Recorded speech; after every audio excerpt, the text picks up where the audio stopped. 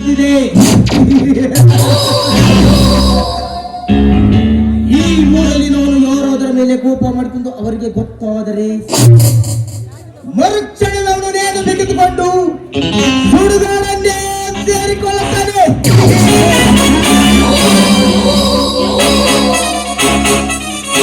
ಯಾಕೆ ಗೊತ್ತಾ?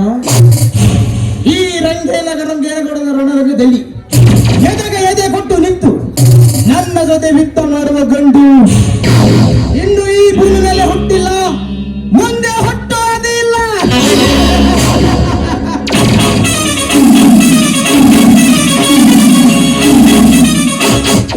ಅಂಥದ್ರಲ್ಲಿ ನನ್ನನ್ನೇ ಎದುರು ಹಾಕಿಕೊಂಡು ಬದುಕುತ್ತಿದ್ದಲ್ಲ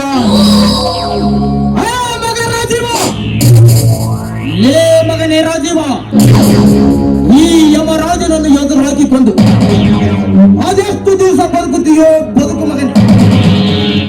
ಬದುಕಿದ್ದ ನಿನ್ನ ಬಾಳಿಗೆ ಮುಳ್ಳಿನ ಬೇಳೆ ಹಾಕಿ ನನ್ನ ಕಾದಿ ದರ್ಪಣೆ ನಿನಗೆ ಅರ್ಪಣೆ ಮಾಡದಿದ್ದರೆ ನನ್ನ ಹೆಸರು ಈ ರಂಗೇರ ಹಳ್ಳಿಯ ರಂಗೇಗೌಡನೇ ಅಲ್ಲ.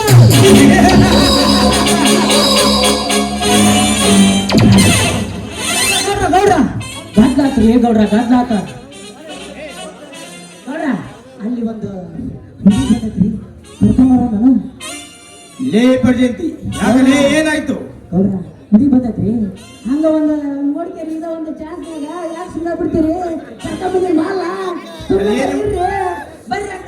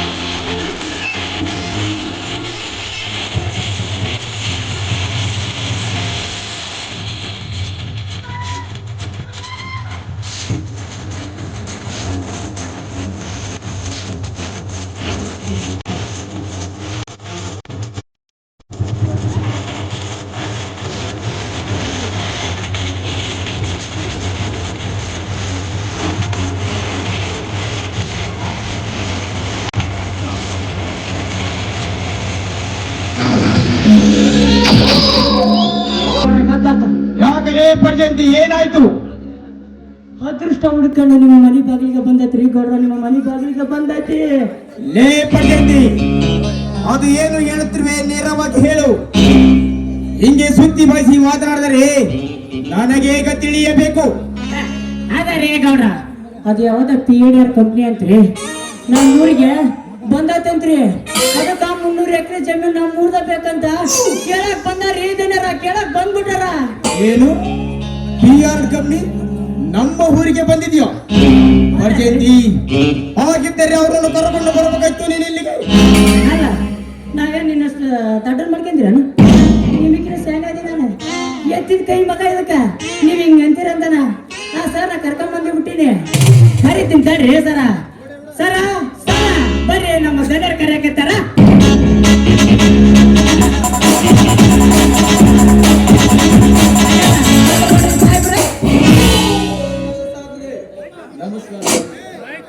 ಅಂದ ಹಾಗೆ ತಮ್ಮ ಹೆಸರು?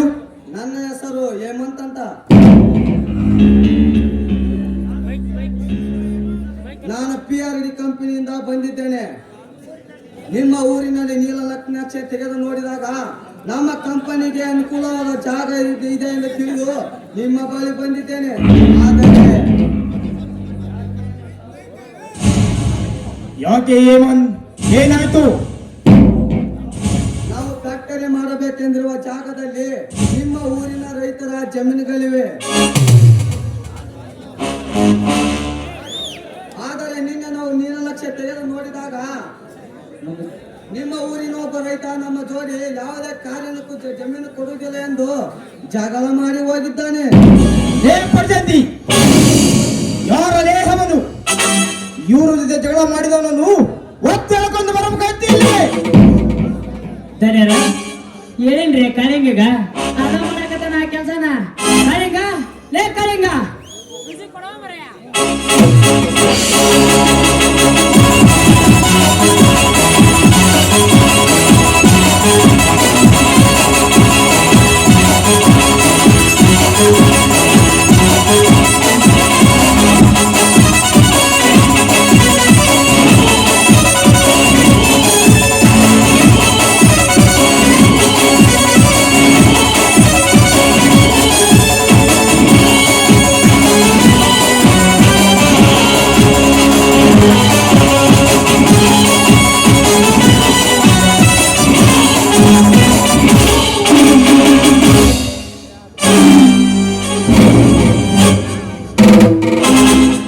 ಮತ್ತಿನ್ಯಾರು ಬಾರೋ ಈ ಊರಿನಲ್ಲಿ ಸೊಕ್ಕಿನಿಂದ ಬೆರೆತಿರುವ ರಾಜಪ್ಪನ ತಮ್ಮ ಮೈಲಾರಿ. ಆ ರಾಜೀವನ ತಮ್ಮ ಮೈಲಾರಿನ ಯನ ಮಗನೇ ಮೈಲಾರಿ, ಅಷ್ಟೊಂದು ಸೊಕ್ಕು ಬಂತ ನಿನಗೆ? ಹೇ ಮೈಲಾರಿ, ನಿನ್ನ ಸೊಕ್ಕನ್ನು ಹೇಗೆ ಮಟ್ಟ ಹಾಕಬೇಕೆನ್ನುವುದು ನನಗೆ ಚೆನ್ನಾಗಿ ಗೊತ್ತು ಮಗನೇ. ಕಾಳಿಂಗ, ಹೇ ಕಾಳಿಂಗ,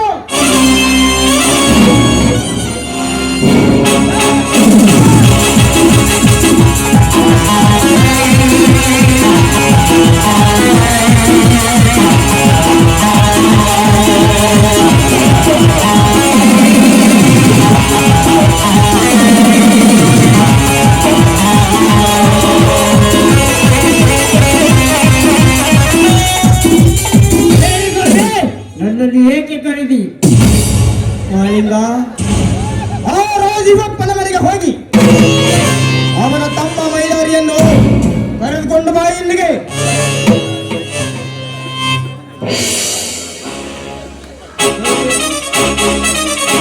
ಲೇ ಕಾಳಿಂಗ, ಅವು ಒಂದ್ ವೇಳೆ ಬರಲಿಲ್ಲ ಅಂದ್ರ ಕೈ ಕಾಲ ಕಟ್ಟಿ ಹೊತ್ಕೊಂಬ ಮಕ್ಕಳನ್ನ. ಲೇ ಕಾಳಿಂಗ, ಎತ್ತ ನೋಡಕತ್ತಲ್ಲಿ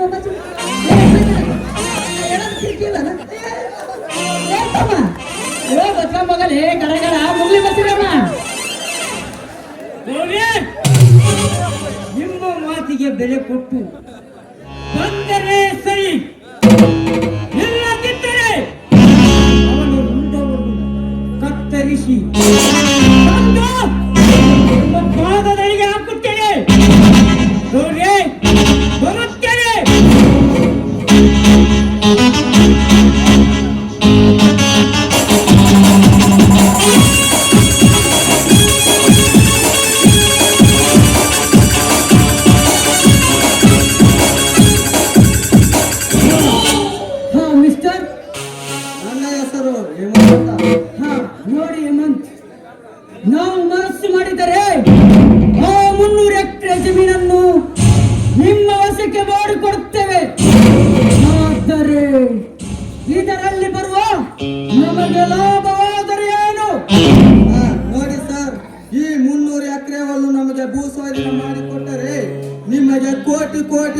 ಸಿಗುವುದು.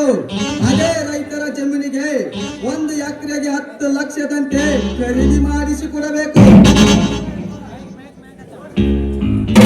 ನೋಡ್ರಿ ಸಾಹೇಬ್ರ, ಅಲ್ರಿ ನೀವೇನು ಚಿಂತೆ ಮಾಡಕ್ ಹೋಗ್ಬೇಡ್ರಿ.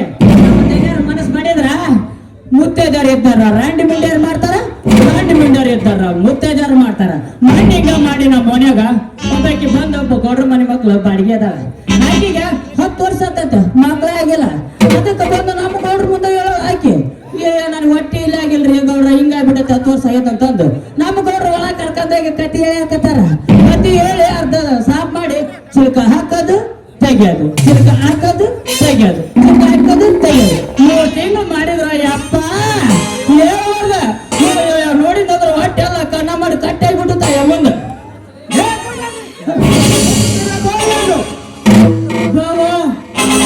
ಹೇಗಾದರೂ ಮಾಡಿ ಈ ಕಾರ್ಯವನ್ನು ನೆರವೇರಿಸಲೇಬೇಕು.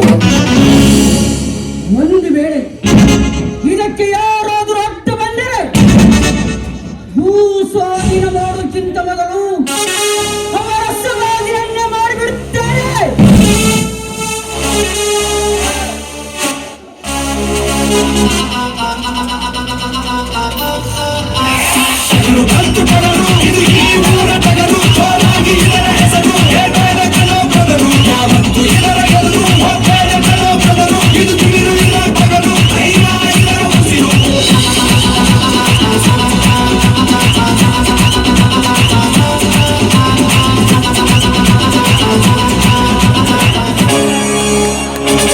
ನಮಸ್ಕಾರ ಮಾಡುತ್ತೇನೆ ಶಾಸಕರಿಗೆ. ಮೈಲಾರಿ ಬಾ ಮೈಲಾರಿ, ಇಲ್ಲಿಯ ತನಕ ನಿನ್ನ ದಾರಿಯನ್ನೇ ಕಾಯ್ತಾ ಇದ್ದೆ. ಹೇಳಿ ಗೌಡ್ರೆ, ಈ ಮೈಲಾರಿಯ ಕರೆಸಿದ ಕಾರಣ ಏನು? ಮೈಲಾರಿ, ನನಗೆ ಸುತ್ತಿ ಬಯಸಿ ಮಾತನಾಡುವುದು ಅಭ್ಯಾಸವಿಲ್ಲ. ಈ ವಿಚಾರ ನಿನಗೆ ಮೊದಲೇ ಗೊತ್ತಿರಬೇಕಲ್ಲವೇ? ಅದಕ್ಕೋಸ್ಕರ ನೇರವಾಗಿ ಹೇಳುತ್ತೇನೆ. ಅದು ಏನಂತ ಹೇಳಿ ಗೌಡ್ರೆ. ಮೈಲಾರಿ, ನಿಮ್ದಂತ ಇರೋದು ಅದೇ 4 ಎಕರೆ ಜಮೀನು. ಆ ಜಮೀನಲ್ಲಿ ಇಷ್ಟು ವರ್ಷ ಕಷ್ಟಪಟ್ಟು ದುಡಿದ್ರು ಸರಿಯಾದ ಬೆಳೆ ಕೈಗೆ ಸಿಗ್ತಾ ಇಲ್ಲ. ಇನ್ನು ಇದೇ ರೀತಿ ಎಷ್ಟು ವರ್ಷ ಅಂತ ಕಷ್ಟಪಟ್ಟು ದುಡಿದೀಯ. ಅದಕ್ಕೆ ನಿಮ್ಮ ಜಮೀನನ್ನು ನಮ್ಮ ಬಿಆರ್ ಕಂಪನಿ ಫ್ಯಾಕ್ಟರಿ ಕಟ್ಟಲು ಕೊಟ್ಟರೆ ಕೈ ತುಂಬ ಹಣ ಸಂಪಾದನೆ ಮಾಡಬಹುದು. ಆದರೆ ಹೊಲ ಮಾಡಿದ ಎಲ್ಲ ರೈತರಿಗೆ ಇದೇ ಫ್ಯಾಕ್ಟರಿಯಲ್ಲಿ ಒಂದು ಕೆಲಸನೂ ಕೊಡ್ತಾರೆ. 1 ಎಕರೆಗೆ 10 ಲಕ್ಷ ಹಣನೂ ಕೊಡ್ತಾರೆ. ಮೈಲಾರಿ, ಏನಂತೀಯ? ಇದಕ್ಕೆ ಬೇಕಾದ ಜವಾಬ್ದಾರಿ ನಾನು ಇರ್ತೇನೆ. ನೋಡಿ ಗೌಡ್ರೆ, ನಾವಂತೂ ಬಡವರು ನಿಜ. ಆದರೆ ಈ ಬಡವರ ಮೇಲೆ ಕರುಣೆ ತೋರಿಸಿ ಮನಸ್ಸು ಮಾಡುತ್ತೀರೆಂದರೆ ನಮ್ಮ ಒಳ್ಳೆದಕ್ಕೆ ತಾನೇ ಗೌಡ್ರೆ.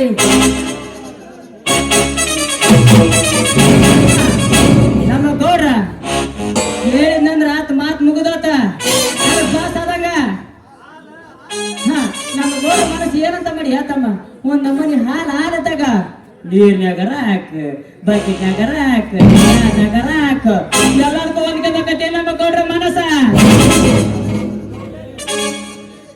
ಗೌಡ್ರಿ, ನಾವಂತೂ ಬಡವರು ನಿಜ. ಆದರೆ ಕಷ್ಟದಲ್ಲಿ ಶಾಲೆ ಕಲಿತರು ನನಗಾದಂತ ಯಾವುದೋ ಒಂದು ನೌಕರಿಯೂ ಸಿಗಲಿಲ್ಲ. ಆದರೆ ಯುದ್ಧ ಹೊಲದಲ್ಲಿ ದುಡಿಬೇಕೆಂದರೆ ಅದು ಕೂಡ ಸಾಧ್ಯವಾಗುತ್ತಿಲ್ಲ ಗೌಡ್ರೆ, ಅದು ಕೂಡ ಸಾಧ್ಯವಾಗುತ್ತಿಲ್ಲ. ನೀವು ಬೆಲೆ ಕೊಟ್ಟಿದ ಪ್ರಕಾರ ನನ್ನ ಹೊಲವನ್ನು ಮಾರುತ್ತೇನೆ. ಆದರೆ ಆದ್ರಂತ ಯಾಕೆ ಅರ್ಧ ಕಣ್ಣಿಸ್ತೇವ ಮೈಲಾರಪ್ಪ? ದೂರ ಹೇಳೋದು ಏನಂತ ಗೌಡ್ರಿ, ನೀವು ಬೆಲೆ ಕಟ್ಟಿದ ಪ್ರಕಾರ ನನ್ನ 4 ಎಕರೆ ಜಮೀನಿಗೆ 40 ಲಕ್ಷ ಹಣವಾಗುತ್ತದೆ. ಹೌದ್ರೆ ಆ 40 ಲಕ್ಷ ಹಣಕ್ಕೆ ಇದು 10 ಲಕ್ಷ ಹಣ ಸೇರಿಸಿ ಟೋಟಲ್ ಆಗಿ 50 ಲಕ್ಷ ಹಣ ಕೊಡ್ತೇನೆ. ನಿಮ್ಮ ಹೊಲವಾದ ಈ ಮೈಲಾರಿಗೆ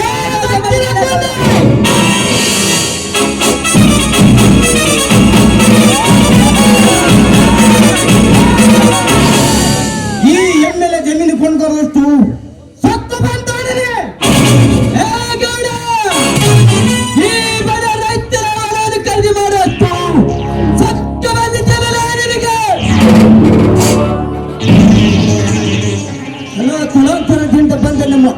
ಮನೆಯನ್ನು ಒಂಚೋಟಿ ಹೊಡೆಯಲು ನೋಡುತ್ತಿರುವೆಯಲ್ಲ ಮಗನೇ, ನಿನಗೆಷ್ಟು ಧೈರ್ಯ ಇರಬೇಕು? ಸುಮ್ಮನೆ ನಮ್ಮ ಮೂರ್ತಿಗೆ ಒಪ್ಪಿಕೊಂಡು ಹೊರಟು ಹೋದರೆ ಸರಿ, ಇಲ್ಲದಿದ್ದರೆ ಅನ್ಯಾಯವಾಗಿದ್ದ ಒಂದು ಪ್ರಾಣವನ್ನು ಕಳೆದುಕೊಳ್ಳಬೇಕಾಗುತ್ತದೆ. ಪ್ರಾಣ ಕಳೆದುಕೊಂಡು ಹೋಗೋದಕ್ಕೆ ನಾನೇನು ನಿಮ್ಮ ಅಪ್ಪನ ಮನೆ ಹತ್ತಿದ್ದ ಬೆಳೆದಿಲ್ಲ ಮಗನೇ. ಈ ನಮ್ಮ ತಾಲೂಕಿಗೆ ಪ್ರಗತಿಪರ ರೈತನೆಂದು ಹೆಸರು ಮಾಡಿದ ರೈತನ ಮಗ ಈ ಮಣ್ಣಿನ ಮೈಲಾರಿ.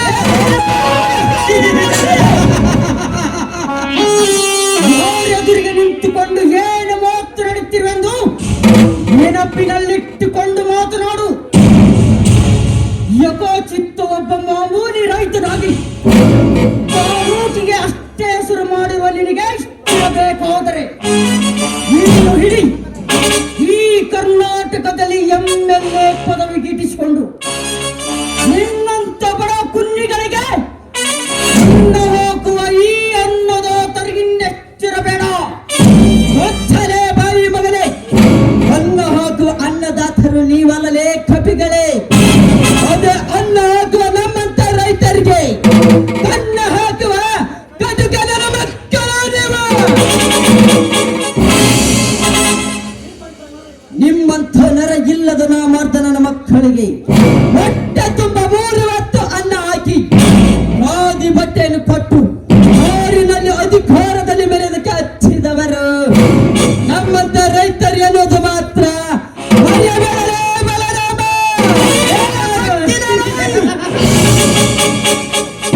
ನನ್ನ ಮನೆಗೆ ಬಂದು ನನಗೆ ಸೊಕ್ಕಿನಿಂದ ಮಾತನಾಡಷ್ಟು ತಪ್ಪು ಬಂತ ನಿನಗೆ?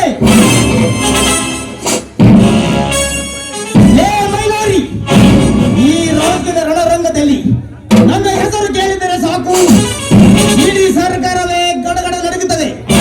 ಅಂಥದ್ರಲ್ಲಿ ಯಥಾಚಿ ಒಬ್ಬ ಬಡ ವ್ಯಕ್ತಿ ನನ್ನ ಮಗ ನೀನು ನನ್ನ ಸರಿಸಮನಾಗಿ ನಿಂತುಕೊಂಡು ಮಾತನಾಡುವಷ್ಟು ದೊಡ್ಡವನಾಗಿ ಬಿಟ್ಟಿಯಾದಳು. ಬಡವ ಬಡವ ಎಂದು ಒಳ್ಳ ಮಳ್ಳ ಭುಗಳ ಬೇಡ ಮಗನೇ. ಇದೇ ಬಡ ರೈತರ ದುಡಿದ ಅನ್ನವನ್ನು ಅನ್ನೋದು ಮಾತ್ರ ಮರೆಯಬೇಡ.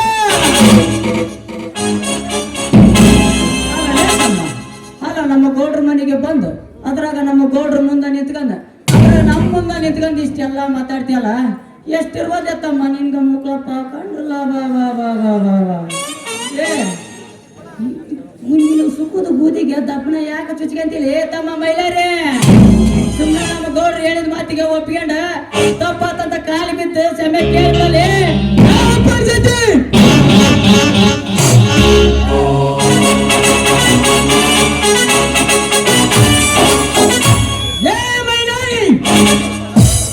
ನಮ್ಮ ದಣಿ ಒಪ್ಪಿಗೆ ಕೊಡುವಷ್ಟರಲ್ಲಿ ನೀನು ಇಲ್ಲಿಂದ ಕಾಡ್ಕಿತ್ತರೆ ಸರಿ, ಇಲ್ಲದಿದ್ದರೆ ನನ್ನ ಕತ್ತಿಯಿಂದ ನಿನ್ನ ಚಂಡವನ್ನು ತುಂಡು ತುಂಡಾಗಿ ಕತ್ತರಿಸಿ ಚಂಡಾಡಿ ಬಿಡುತ್ತೇನೆ. ಎಚ್ಚರ,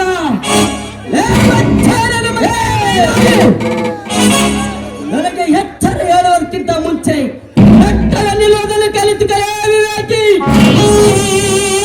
ನಾನೇನು ನಿನ್ನಾಗೆ ಆ ಗೌಡ ಸಾಕಿದ ನಾಯಿ ಎಂದು ತಿಳಿದುಕೊಳ್ಳೇ ಮಗನೇ. ನೀವು ಕರೆದಾಗಲೆಲ್ಲ ಬರುವುದಕ್ಕೆ, ಹೋಗು ಎಂದಾಗ ಹೋಗುವುದಕ್ಕೆ. ನಾನೇನು ನಿನ್ನ ಗೌಡನನ್ನ ಸಾಕಿದ ನಾಯಿಯನ್ನು ತಿಳಿದಿರುವೆನಲೇ ಮಗನೇ.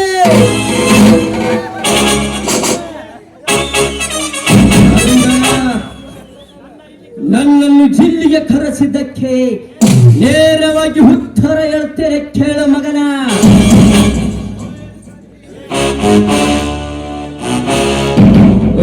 ಅಧಿಕಾರಿ, ನೀನು ಮತ್ತೆ ಕಷ್ಟಪಟ್ಟು ಹೋರಾಟ ಮಾಡಿದರು ನಮ್ಮೂರಿನ ಈ ಬಡ ರೈತರ ಜಮೀನನ್ನು ನಿನಗೆ ಎಂದಿಗೂ ಬಿಟ್ಟು ಕೊಡಲು ಸಾಧ್ಯವಿಲ್ಲ ಮಗನೇ. ಬಂದದವರಿಗೆ ಸುಂಕವಿಲ್ಲ ಎಂದು ಸುಮ್ಮನೆ ಹೊರಟು ಹೋದರೆ ನಿನಗೂ ಒಳ್ಳೆದು, ನಿಮ್ಮ ಅಪ್ಪನಿಗೂ ಒಳ್ಳೆದು.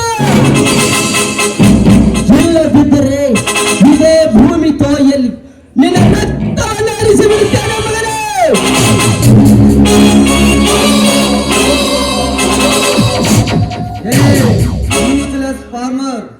Why did you? But not your experience. Hey, Mr. Adhikari, mind your language. I don't come to talk all knowledge.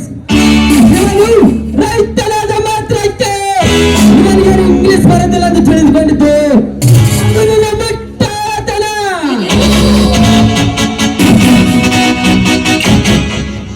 ಅಧಿಕಾರಿ ಕಲಿಯೋದಕ್ಕೆ ಕೋಟಿ ಕೋಟಿ ಭಾಷೆ ಇದ್ದರು, ಮಾತನಾಡೋದಕ್ಕೆ ಒಂದೇ ಒಂದು ಭಾಷೆ, ಅದು ಈ ನಮ್ಮ ಕನ್ನಡ ಭಾಷೆ ಅನ್ನೋದು ಮಾತ್ರ ಮರೆಯಬೇಡ.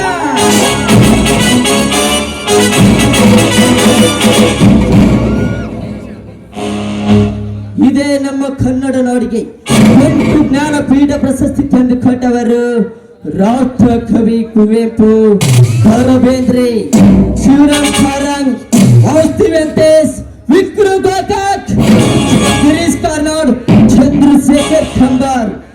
ಇಂಥ ಮಹಾನ್ ವ್ಯಕ್ತಿ ಹುಟ್ಟಿರುವ ನಮ್ಮ ಕನ್ನಡ ನಾಡಲ್ಲಿ ನೀನು ನಿಜವಾಗಲು ಹುಟ್ಟಿದ್ದೆ ಆದರೆ ಮೊದಲು ಕನ್ನಡ ಭಾಷೆಯನ್ನು ಪ್ರೀತಿಸುವುದು ಕಲಿತಿಕ. ಆಗಲೇ ನಿನಗೆ ವೀರ ಕನ್ನಡಿ ಎಂದು ಮರ್ಯಾದೆ ಕೊಡ್ತಾರೆ ನಮ್ಮೂರಿನ ಈ ಬಡ ರೈತರು. ಏ ವೀರ ಕನ್ನಡಿಗರ ಮರಿ ಮೊಮ್ಮಗನೇ,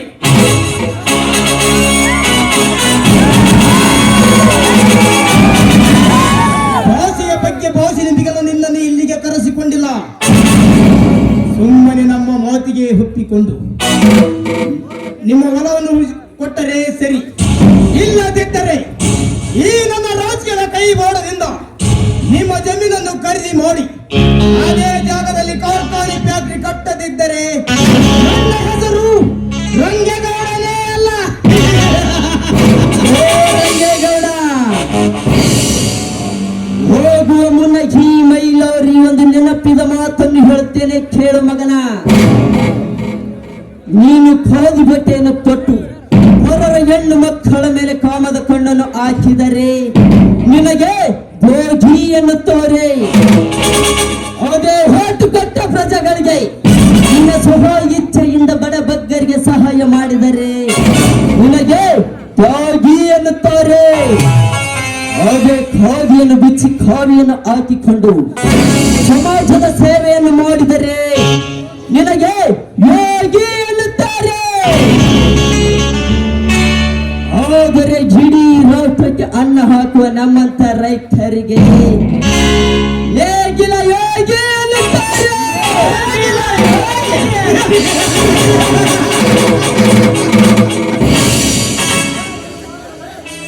ಇದನ್ನು ಮಾತ್ರ ಮರೆಯಬೇಡಲೇ ರಂಗೇಗೌಡ.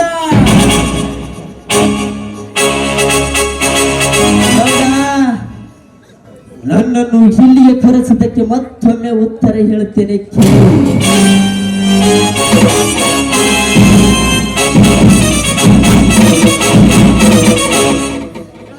ನಿನಗೆ ಇಷ್ಟಿರಬೇಕಾದರೆ ಇನ್ನು ನಾವು ಬೆವರು ಸುರಿಸಿ ಹೀಗೆ ಭೂಮಿ ತಾಯಿಯಲ್ಲಿ ಅನ್ನ ಬೆಳೆಯು ಉಣ್ಣುವ ನಮ್ಮಂತ ರೈತರಿಗೆ ಇನ್ನೆಷ್ಟು ಇರಬೇಕು ಮಗನೇ.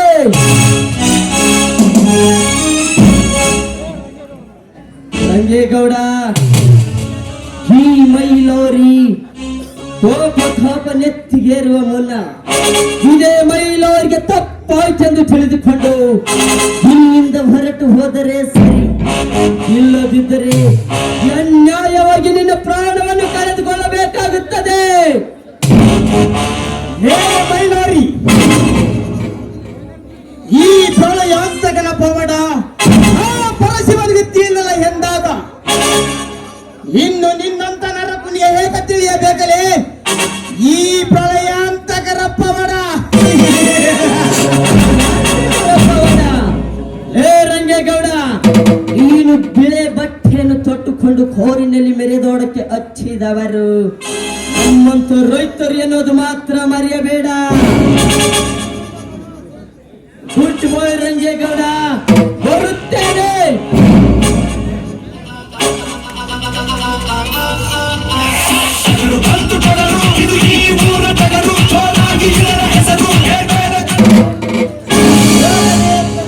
ಹೋಗು,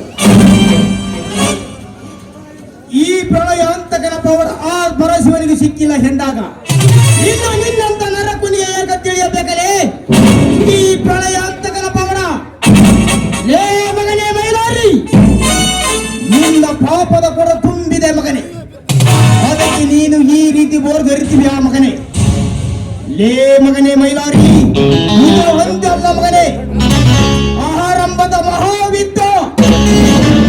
ಈ ವಿತ್ತದಲ್ಲಿ ಗೆದ್ದು ಅದೇಕ ಬದುಕುತ್ತೀಯೋ ಬದುಕು ಮಗನೇ. ಆ ಬಲರಾಮ್, ನಾಳೆ ಇವನ ಬೆಳೆದ ಬೆಳೆಯನ್ನು ನಮ್ಮ ಕಬ್ಬಿನ ಫ್ಯಾಕ್ಟರಿಗೆ ತಂದರೆ ಅದನ್ನು ವಾಪಸ್ಸು ಕಳಿಸಿಬಿಡು. ಮುಂದೆ ಎಲ್ಲಿ ಮಾರಿಕೊಳ್ಳುತ್ತಾನೋ ಮಾರಿಕೊಳ್ಳಲಿ. ಆ ಬಲರಾಯ್ತು ಪರ್ಜಂತಿ, ಧನ್ಯರ ಮುಂದಿನ ಕೆಲಸ ಅದಾರೇ ಧನ್ಯರ. ಇಲ್ಲೇ ಐಬಿ ಒಳಗ ಮೀಟಿಂಗ್ ಕರ್ದಾರ, ಎಲ್ಲಾರು ಕರ್ದಾರ, ಹೋಗ್ಬಿಡಮ್ ಬರ್ರಿ ಧನ್ಯರ. ಆಯ್ತು, ಹೋಗೋಣ.